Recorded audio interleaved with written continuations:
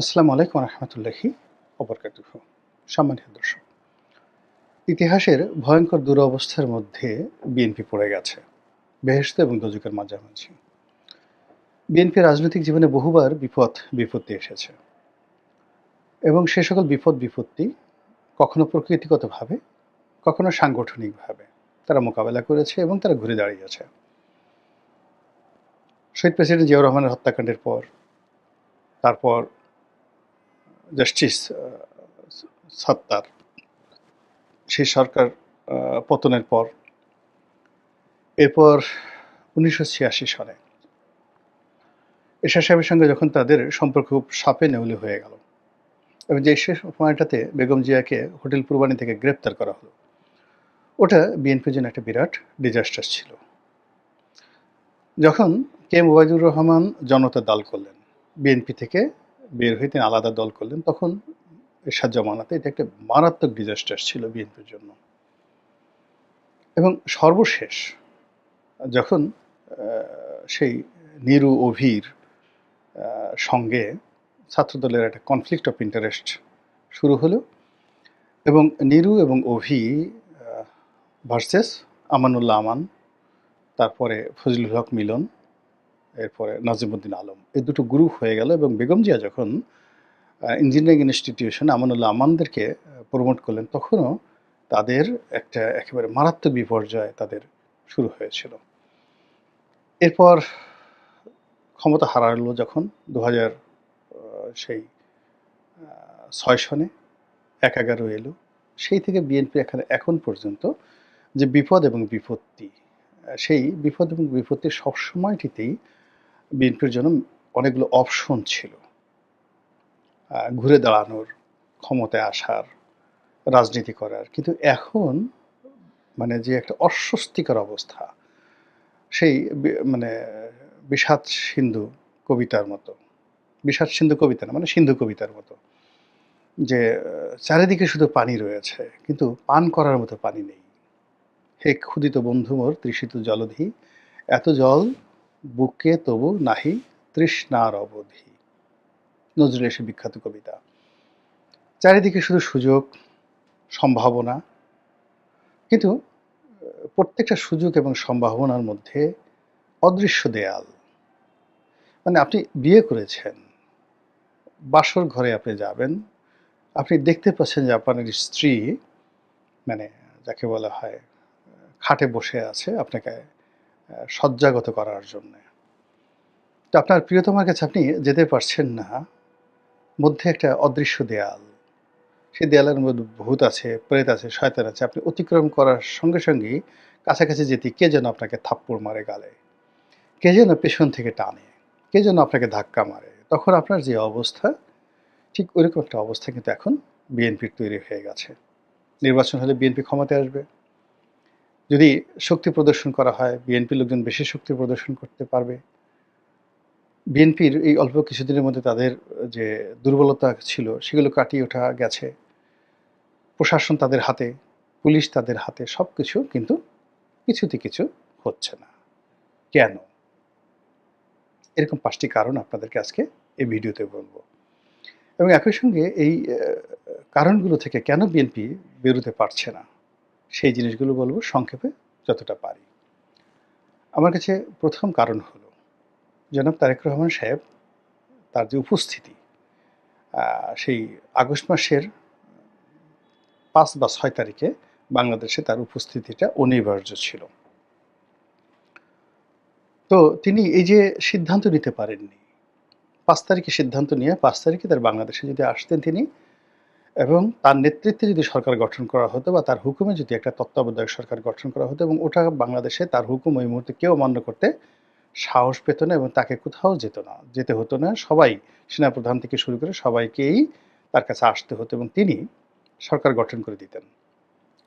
এই ডক্টর মোহাম্মদ ইউনূসই থাকতেন বা তিনি জামাতের আমিরকেই উপদেষ্টা বানাতেন, কিন্তু সমস্ত সিদ্ধান্তগুলো তার অফিস থেকে আসতো। এই ট্রেনটা তিনি মিস করেছেন। এবং রাজনীতিতে একবার যদি ট্রেন মিস করা হয়, দ্বিতীয় ট্রেন পাওয়াটা সাধারণত হয় না। এগুলো প্রথম কারণ।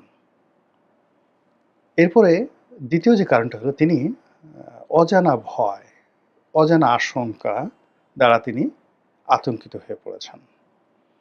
অর্থাৎ বাংলাদেশে এলে তার কি হবে? তার নিরাপত্তা কিভাবে থাকবে? তিনি থাকবেন কই?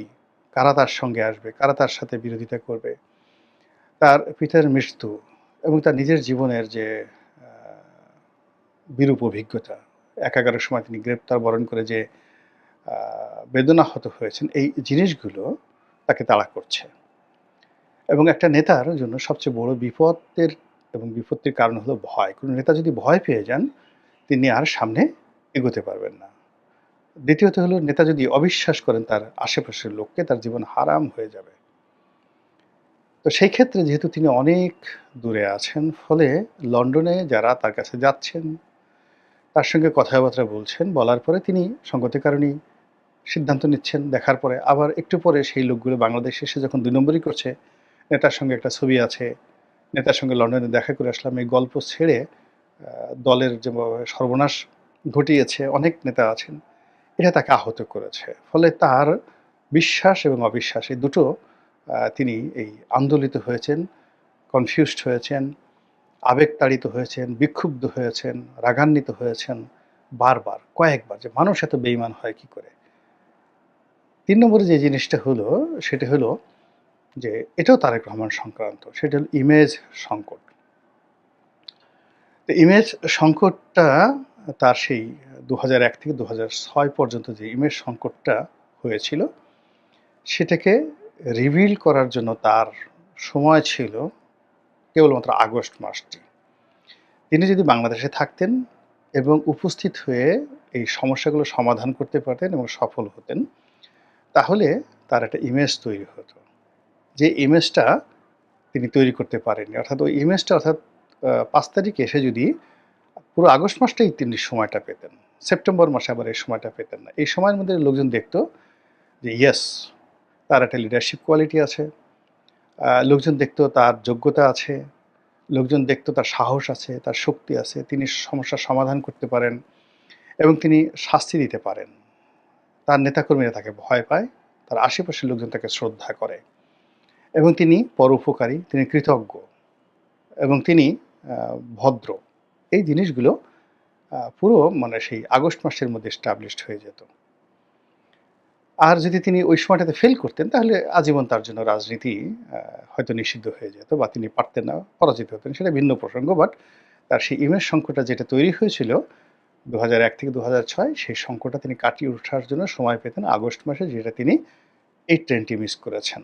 নেতৃত্ব হাতে নেওয়ার ট্রেন, সরকার গঠনের ট্রেন এবং নিজের ইমেজ ফিরিয়ে নেওয়ার ট্রেন। ফলে কি হচ্ছে, এখন তাকে নিয়ে চাঁদা দেয় পল্টনে, চাঁদা যায় লন্ডনে, এই ধরনের কথাবার্তা বলার সুযোগ হচ্ছে, সাহস পাচ্ছে বা স্কোপ তৈরি হয়েছে। তাকে নিয়ে অশ্লীল, অশ্রাব্য যে বক্তব্য, এটা দেওয়ার সাহস পাচ্ছে। অথচ তিনি যদি সেই জুলাই আগস্টে আ সেই আগস্টে বাংলাদেশে আসতেন, তার দলের উপর তার যদি একছত্র আধিপত্য, নেতৃত্ব থাকতো, তাকে নিয়ে এই ধরনের কথা বলার সঙ্গে, সঙ্গে ৩২ টা দাঁত ছাত্রদলের পোলাপান, যুবদলের পোলাপান সাঁড়াশিদে খুলে ফেলত। আগুন লাগিয়ে দিত বাংলাদেশে। এর কারণ হলো তার সঙ্গে তো আসলে অনেক দিন ধরে মানে অ্যাটাচমেন্টই নেই।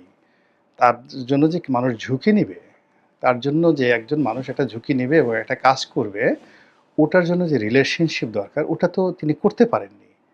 এখন জামাতের আমির একজনকে জড়ায় ধরছেন, তার কর্মীকে চুমো দিচ্ছেন, তার বাসায় যাচ্ছেন। ফলে সেই কর্মীটির সামনে জামাতের আমির সম্পর্কে কোনো কথা বললে সেই কর্মী জীবন দিয়ে দেবে। একই অবস্থা শেখ হাসিনার ক্ষেত্রে প্রযোজ্য, একই অবস্থা বেগম জিয়ার ক্ষেত্রে প্রযোজ্য। কিন্তু তারেক রহমান সাহেবের সঙ্গে আপনি চিন্তা করুন যে ২০০৬ থেকে আজ অবধি এরকম ফিজিক্যাল অ্যাটাচমেন্ট তার নেই। একজন লোক গেল, ইংল্যান্ডে গেল, ৪-৫ দিন অপেক্ষা করে তার সাথে ০.৫ ঘন্টার জন্য দেখা করলো, হ্যান্ডশেক করলো, একটা ছবি তুললো, কোনো পাবে বসে ১ কাপ চা খেলো বা কফি খেলো। এতে আসলে রিলেশনশিপ হয় না।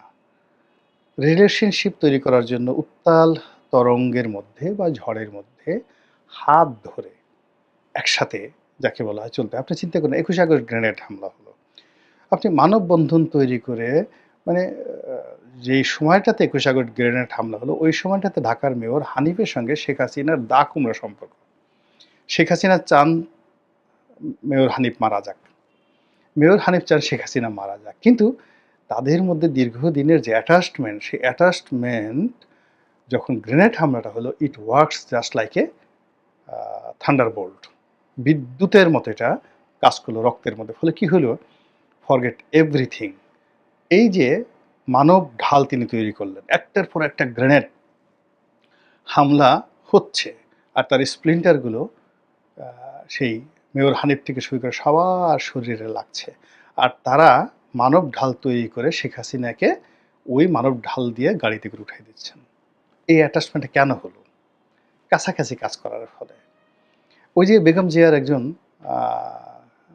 কাজের মেয়ে আছে রহিমা, সে তার সাথে জেলে যাচ্ছে। এটা কেন যাচ্ছে? অ্যাটাচমেন্ট আছে। তো এরকম তারেক রহমান সাহেবের সঙ্গে তো অ্যাটাচমেন্ট থাকতে হবে। তার সঙ্গে হয়তো লন্ডনের অনেকের অ্যাটাচমেন্ট হয়েছে। ওরা তো বাংলাদেশি কেউ না। আবার ওরা বাংলাদেশের মধ্যে হয়তো এই সময়তে ২-১ জন আসছে। কিন্তু কাজের কোনো কাজ হচ্ছে না। ফলে কি হলো? তার জন্য কেউ ঝুঁকি নিচ্ছে না। কেউ ঝুঁকি নিচ্ছে না। এই গেল ২ নম্বরে। এরপরে যেটা চিন্তা করেন সেটা হলো যে বিএনপির যারা ১ম শীর্ষ নেতৃত্ব রয়েছে, তারা কখনো তারেক রহমান সাহেবের কাছ থেকে রেসপেক্ট পেয়েছেন এরকম কথা আমি কার কাছ থেকে শুনিনি। মানে তিনি তার বয়সের তরুণ, তার পিতার বয়সী যারা লোকজন আছেন, আইদার নেগলেক্ট করেছেন, আইদার হুকুম দিয়েছেন, কখনো বিরক্ত হয়েছেন, কখনো কমেন্ট করেছেন। আবার কখনো দেখা গেল যে প্রয়োজনে আবার তাদেরকে টেলিফোন করে তাদেরকে সরি বলেছেন, এরকম। কিন্তু সত্যিকার অর্থে আ রেসপেক্ট বলতে যে জিনিসটা বোঝায়, সেই রেসপেক্টটার জাস্ট একটা উদাহরণ দেই। যেমন ধরুন ব্যারিস্টার রফিক, বা ধরেন ডক্টর আনিসুজ্জামান। তো ইভেন আ তোফায়েল সাহেব, রাজ্জাক সাহেব, আ এরকম যারা নেতৃবৃন্দ শেখ হাসিনা, তাদের সঙ্গে অনেক দূরত্ব ছিল। কিন্তু যখনই সামনাসামনি হতো, শেখ হাসিনা যে রেসপেক্টটা প্রদর্শন করতেন, ওটার কারণে তোফায়েল সাহেব জানতেন যে শেখ হাসিনা তারা বাস দিচ্ছে বা তার আ সর্বনাশ করছে। কিন্তু তিনি কখনো সেই শেখ হাসিনার বিরুদ্ধে অভিমান করতে পারেননি বা শেখ হাসিনার বিরুদ্ধে মানে অন্যের কাছে বিষোদ্গার করতে পারেননি। এই যে একটা জিনিস, যেই কাজটি বেগম জিয়ারও এই গুণাবলীটা রয়েছে। ফলে কি হলো? মানে বিএনপির মধ্যে যারা সিনিয়র নেতৃত্ব রয়েছেন, তারা যখন একান্তে আলোচনা করেন, ওই আলোচনার মধ্যে তারেক রহমান সাহেবের সৌজন্যতা, ভদ্রতা, কৃতজ্ঞতা এবং তার প্রতি আপুত্র স্নেহ, ভালোবাসা, শ্রদ্ধাবোধ, এই জিনিসগুলো একান্তে আমি কখনো আলোচিত হতে দেখিনি। একান্ত আলোচিত হতে দেখিনি। বরং সকলের মধ্যে এক ধরনের আ অভিমান আছে, ক্ষোভ আছে, নেগলেক্ট আছে, পর্যাপ্ত রেসপেক্ট না পাওয়া, অপমানিত হওয়ার অনেকগুলো ইতিহাস রয়েছে। ফলে কি হচ্ছে? এই যে ক্রিটিক্যাল মোমেন্টে শীর্ষ নেতৃত্ব তারা দলকে ওন করবে, নেতাকে ওন করবে এবং সেইভাবে ঝাঁপিয়ে পড়বে, এই জিনিসগুলো দেখা যাচ্ছে না। এবং ঠিক সেম প্রবলেম কিন্তু নবাব সিরাজউদ্দৌলার ছিল। আমরা এখন ইতিহাসের কারণে নবাব সিরাজউদ্দৌলার পক্ষ অবলম্বন করি। কিন্তু বাস্তবতা হলো যে আলিবর্দী খানের যারা নিকটজন ছিলেন এবং প্রায় ২৫ বছর যাবৎ যারা বাংলা, বিহার, উড়িষ্যার সর্বজন শ্রদ্ধেয় ব্যক্তি ছিলেন, তারা সবাই মোর অর লেস নবাব সিরাজউদ্দৌলা কর্তৃক অপমানিত হয়েছিলেন প্রকাশ্য দরবারে। ফলে কি হলো? বীরত্ব আছে, কিন্তু জীবনে এই ট্র্যাজেডি। এখন দলের ১ম ১০০-১৫০ লোকজন যারা আছেন, তারা এই জিনিসগুলো পাননি। দ্বিতীয়ত যেটা অংশ, এটিরই আরেকটি অংশ নেতৃত্বের। নেতৃত্বের একটা অংশ আসলে গত ১৫-২০ বছর যাবৎ ক্ষতিগ্রস্ত হয়েছেন। শেখ হাসিনার দ্বারা অনেকে প্রলুব্ধ হয়েছেন, অনেকে জেল-জুলুমের দ্বারা যাকে বলে মারাত্মকভাবে ক্ষতিগ্রস্ত হয়েছেন। ফলে তাদের ওই ব্যাকবোন যে জিনিসটি বা রুখে দাঁড়ানোর যে জিনিসটি বা আ এই ক্রিটিক্যাল একটা মোমেন্টে দলকে নেতৃত্ব দেওয়ার জন্য যে শক্তিমত্তা দরকার, এটা এই সিনিয়র নেতৃত্বের মধ্যে নাই। আর দ্বিতীয় যে প্রজন্মটি ধরুন যারা আছেন, তারাও ওই সুযোগটা পাননি ১৫ বছরের অত্যাচারের কারণে। এটা রিয়ালিটি এবং এখান থেকে এটা আর এর বাইরে যাওয়া সম্ভব নয়। এরপরে যেটি হলো, এটা হলো সর্বশেষ যেটা হলো গত ১১ মাসে আ যে ঘটনাগুলো ঘটেছে বাংলাদেশে আগস্টের পরে, এখানে যেমন আপনার যদি ঝড় আসে বা ধরুন খুব ভয়, তখন মানুষ একে অপরের সঙ্গে গোল হয়ে বসে, কাঁধে কাঁধ মিলায়, একে অপরকে জড়িয়ে ধরে, একজন আরেকজনের উত্তাপ ছড়িয়ে পড়ে। কিন্তু সুখের সময় বসন্তের বাতাসে মানুষ আলাদা হয়ে যায়, দূরে দূরে সরে যায়। ঠিক এই গত 11 মাসে বিএনপির যারা নেতৃবৃন্দ রয়েছেন তারা দূরে সরে গেছেন। অনেক লোক নতুন যাকে বলা হয় সুবিধাভোগী হিসেবে আবির্ভূত হয়েছেন। অনেক লোক যারা সুবিধাভোগী, তারা দলের যারা ত্যাগী, এই গত সেই 15-16 বছর যাবৎ যারা দলের জন্য কাজ করেছেন, বিপদে দলকে সাহায্য করেছেন টাকা দিয়ে, পয়সা দিয়ে, মেধা দিয়ে, প্রজ্ঞা দিয়ে, এবং এরা দুর্নীতিবাজ নয়। এই গত 11 মাসে এই যে দলের যে মূল শক্তি, যারা মানে মূলত মেধা দিয়ে দলকে সাহায্য করেছে, মূল শক্তি যারা টাকা দিয়ে সাহায্য করেছে, মূল শক্তি যারা বুদ্ধি দিয়ে সহযোগিতা করেছে, এই পুরো গ্রুপটি বিএনপি থেকে ডিটাচড হয়ে গেছে। তো ডিটাচড হয়ে গেছে, এর ফলে কি হলো, আজ দেখেন বিএনপি তার যে প্রতিপক্ষর আক্রমণ, এই প্রতিপক্ষ শেখ হাসিনার সাথে অনেক অনেক দুর্বল। এই প্রতিপক্ষ আওয়ামী লীগ, ছাত্রলীগ, যুবলীগের চেয়ে অনেক অনেক দুর্বল। কিন্তু সেই দুর্বল প্রতিপক্ষের আক্রমণে বিএনপি তছনছ হয়ে গেছে। এই গেল 5টে কারণ। এখন এই কারণগুলোর থেকে বের হওয়া যাচ্ছে না কেন? বাধা কি? 1 নম্বর বাধা হলো তারেক রহমান সাহেবের অনুপস্থিতি। তিনি এখন কোনো অবস্থাতেই লন্ডনে থেকে দুরবস্থা, মানে তার এই পার্টির দুরবস্থা, এটা তিনি মোকাবেলা করতে পারবেন না। পার্টি বাঁচাতে হলে, দলকে ক্ষমতায় নিতে হলে, দলের হাল ধরতে হলে তাকে আসতেই হবে। এর বাইরে কোনো বিকল্প নেই, এবং এটা এই দলের জন্য সবচেয়ে বড় বাধা। এবং তিনি যতই বেশি সেই এখন স্কাইপেতে বসে কথা বলেন, ওখানে বসে যত বেশি তিনি উপদেশ দেন, ভালো ভালো কথা বলেন, পুরোটাই কিন্তু বুমেরাং হয়ে যাচ্ছে, হাস্যরসের বিষয় হয়ে যাচ্ছে। এবং দুটো ওয়েভ মিলে না। যেমন ধরুন একটা জনসভা, গরম, প্রচণ্ড গরম, বৃষ্টি হচ্ছে বা উত্তাপ, হই হুল্লোড়, তো তিনি তো এই জনসভার এই অবস্থাটা বুঝতে পারছেন না। তিনি এসি করে একটা রুমে লন্ডনে স্কাইপিতে বসে বসে দেখছেন এবং খুব ধীর স্থিরভাবে তিনি বক্তব্য দিচ্ছেন। ফলে জনসভার উত্তাপের সঙ্গে তার যে উত্তাপ, এটা মিলছে না। ফলে দৃশ্যগুলো পাশাপাশি যদি আপনি দেখেন, এটা হাস্যকর হয়ে যাচ্ছে, দৃশ্যগুলো হাস্যকর হয়ে যাচ্ছে। আবার তিনি ওই ঠান্ডা করা রুমের মধ্যে বসে কখন উত্তেজিত হয়ে যাচ্ছেন, এরকম হয়ে যাচ্ছেন। যেমন ধরুন এই যে সর্বশেষ যে তিনি ডক্টর মোহাম্মদ ইউনূসকে একটা হুমকি দিলেন যে ডিসেম্বরের মধ্যে নির্বাচন হবে, তো তিনি যেভাবে আঙ্গুল উঁচিয়ে রাগ হয়ে চোখ গোল গোল করে কথা বললেন, ওটার সঙ্গে মানে তার রাগের সঙ্গে ফিল্ডের কোনো মিল ছিল না। এবং তিনি বাংলাদেশে বসে, মঞ্চে বসে যদি এই ধরনের কথাগুলো বলতেন, আগুন ধরে যেত বাংলাদেশে। পুরো অবস্থাটা, এই যে তার যে অনুপস্থিতি, এটা হলো সবচেয়ে বড় বাধা। দ্বিতীয় বাধা হলো চাঁদাবাজি। মানে সত্যিকার অর্থে এখন বাংলাদেশে চাঁদাবাজ কারা, চাঁদা কালেকশন করে কারা, ময়লার টেন্ডার কারা নেয়, থেকে শুরু করে নানা রকম দুর্নাম যে বদনামগুলো হয়ে গেছে, এটা অস্বীকার করার কোনো উপায় নেই। এখন তাদেরকে বহিষ্কার করা হচ্ছে, তাদের বিরুদ্ধে কথা বলা হচ্ছে, সরকারকে যাকে বলা হয় দায়ী করা হচ্ছে যে সরকার এই জিনিসগুলো করছে না। কিন্তু আলটিমেটলি পাবলিকের তো সন্দেহপ্রবণ মন, এবং মানুষ বলতেই সন্দেহপ্রবণ। তারা চিন্তা করছে যে চাঁদা তো লন্ডনে অবশ্যই যায়, না সে লন্ডনে সে থাকে কি, তার তো চাকরি নেই, বাকরি নেই, খায় কি, টাকা পায় কই, ইত্যাদি কথাবার্তা। মানুষ বসে বসে কী করবে, চায়ের দোকানে সারাদিন কল্পনা করে, এবং ওখানে বসে বসে এই যে দুর্নাম এবং বদনামগুলো, অর্থনৈতিক সংক্রান্ত যে বদনামগুলো সরাসরি তাকে জড়িয়ে ফেলা হচ্ছে, এটা হলো দ্বিতীয় বাধা। তৃতীয় বাধা হলো যে এই মুহূর্তে সাইবার যুদ্ধ, মানে বিএনপির বিরুদ্ধে যে সাইবার যুদ্ধ চলছে, সেই সাইবার যুদ্ধ মোকাবেলা করার মতো শক্তি বিএনপির নেই। এখন জামাত তো অনেক আগের থেকেই তাদের সোশ্যাল মাধ্যমে তারা নাম্বার ওয়ান, এবং সেই সোশ্যাল মাধ্যমে জামাতের সঙ্গে আবার যুক্ত হয়েছে আওয়ামী লীগের বট বাহিনী, মানে আওয়ামী লীগে যারা এখন প্রচারণা চালাচ্ছেন তারা। তো এই দুটো সম্মিলিত শক্তি, তার সঙ্গে সঙ্গে আবার এনসিপি, মানে পুরো শক্তিটি, বাংলাদেশের রাজনৈতিক শক্তিটি, অন্য তাদের মধ্যে মতবিরোধ থাকতে পারে, অন্য যা কিছু থাকতে পারে, কিন্তু বিএনপি বিরোধিতায় একেবারে সবাই এক। ওই জিনিসগুলো তারা মোকাবেলা করতে পারছে না। ৪ নম্বর হলো তারা বন্ধুহীন হয়ে পড়েছে। এখন আপনি যদি বলা হয় যে বেগম জিয়া, তার নবরত্ন কয়জন ছিলেন? ৯ জন রত্ন কারা ছিলেন?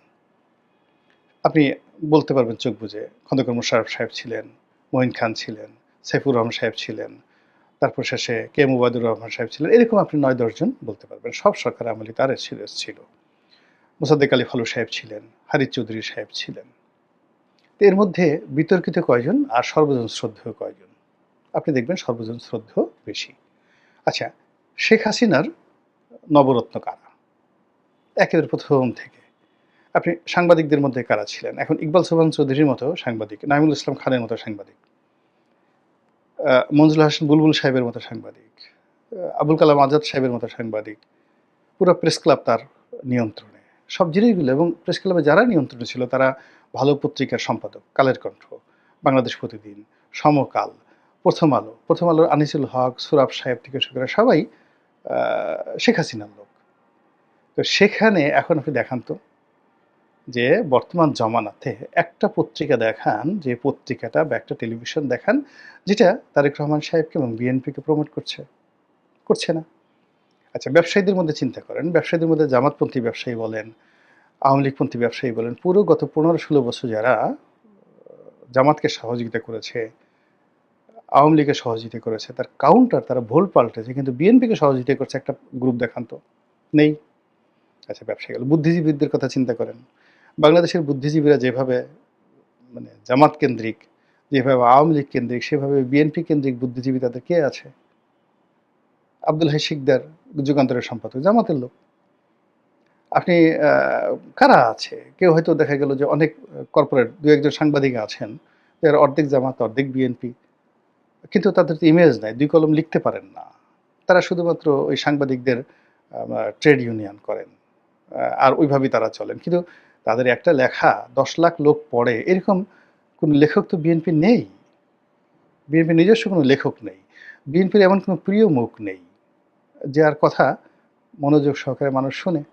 আচ্ছা, ধরুন পিনাকির কথা মানুষ শুনে। এখন পিনাকি তো জামাতের লোক, জামাতের পক্ষে তিনি কথা বলছেন। তো বিএনপির পক্ষে কারা কথা বলছেন? বিএনপির যারা জাতীয়তাবাদী শক্তি তারা টকশোতে যাচ্ছেন, কথাবার্তা বলছেন। কিন্তু এই লোকগুলো তো সর্বজন শ্রদ্ধেয় নন। ফলে কি হলো? এই যে মেধাভিত্তিক যে জায়গা, সেই জায়গাতে জামাত বিএনপির কাউন্টারে যা কিছু করছে, ওটা কাউন্ট করার মতো অবস্থা নেই। এবং ৪ নম্বরে যেটা আছে সেটা হলো আন্তর্জাতিকতা। এখন বিএনপির সামনে একটা সম্ভাবনা আসতে পারে। এই সম্ভাবনাকে কেন্দ্র করে পাকিস্তান, আ চীন, এমনকি ভারত, এমনকি আমেরিকা তাদের সঙ্গে ফরমাল বৈঠক করছেন।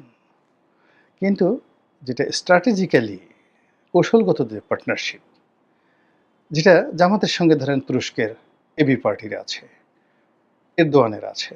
জামাতের সাথে যেটা আছে পাকিস্তানের আছে। চীনের সাথে, সৌদি আরবের সাথে, কাতারের সাথে আওয়ামী লীগের আছে।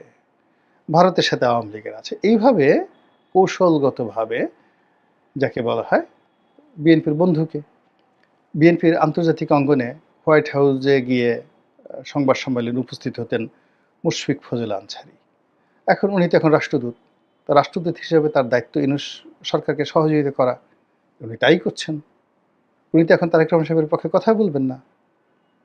তো এইভাবে যে সরকারি পদগুলোতে যারা গেছে, বিএনপির এই আন্তর্জাতিক অঙ্গনে সবকিছু ম্যানেজ করার জন্য যে বন্ধু দরকার, যে কানেক্টিভিটি দরকার, ওটা এই ঢাকা শহরে তাদের যে একটা আন্তর্জাতিক কমিটি আছে, মির্জা ফখরুল আমির খসরু মাহমুদ চৌধুরী, তারপরে শামা ওবায়েদ, এরপরে আব্দুল আল মিন্টু সাহেবের ছেলে তাবিদ আওয়াল, মানে ওনাদের কাজই হলো যেকোনো একটা রাষ্ট্রদূতের বাসায় গিয়ে একটা ডিনারের আয়োজন করা, বা তাদেরকে একটা ডিনারে বা লাঞ্চে দাওয়াত করা।